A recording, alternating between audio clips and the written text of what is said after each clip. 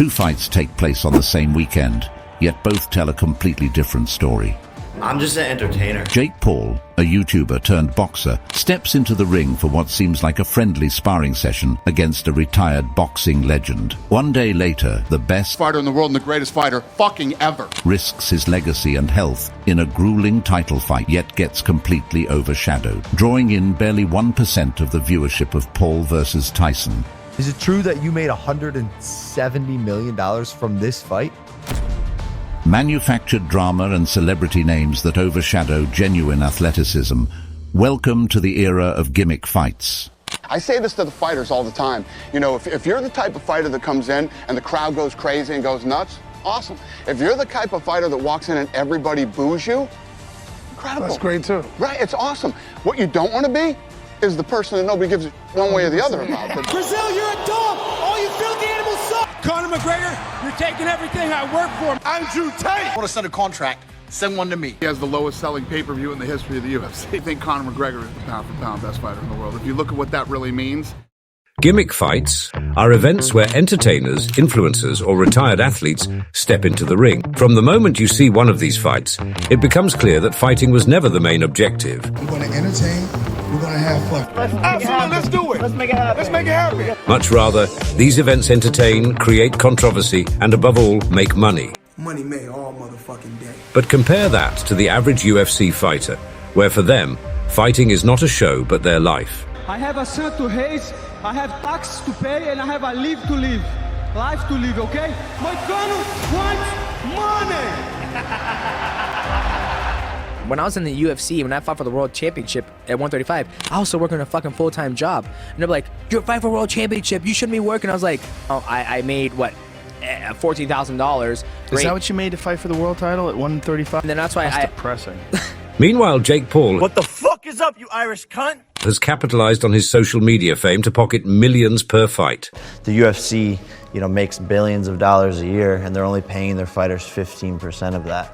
Other leagues like the NBA, the NFL, they get 50%. This is a 3-fight deal. $12K a fight. Fighters are putting their life on the line. Chris Weidman snapping his shin in half. Now, you will be risking your life, but if you keep on winning, you could be rich like McGregor. Fighters deserve more, and So what about long-term health care? Don't worry about that right now. Just sign on the dotted line, or no one's gonna know who you are. so these fighters are risking their lives for $10,000. There's no long-term health care. And I am one of the people who can use my platform to speak up about it, because a lot of fighters in the UFC are scared to say something because Dana can just shelf them. Something needs to change. The fighters are the content. The fighters are the ones that are making the show, and I think fighters just deserve more. But like any story, this one has two sides. Gimmick fights have brought attention to combat sports like never before. Boxing gyms have reported a surge in sign-ups from teenagers inspired by influencer fights. And for combat sports organizations, these events bring in much-needed revenue during an era where traditional fight cards struggle to compete for mainstream attention.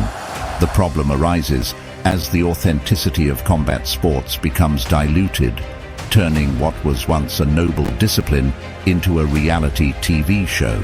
The focus shifts from the purity of technique and skill to flashy entrances and viral moments. Fighters like Amanda Serrano, a 7-division world champion, only began receiving her due recognition after teaming up with Jake Paul.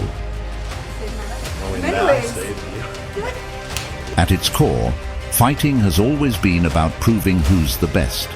But as gimmick fights rise, the line between real fighting and entertainment blurs. The rise of gimmick fights isn't just a trend, it's a reflection of our culture. In an era dominated by viral moments and social media clout, the art of fighting faces a crossroads.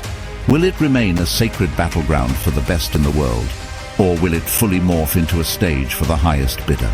As fans, we decide what deserves our attention and what defines greatness.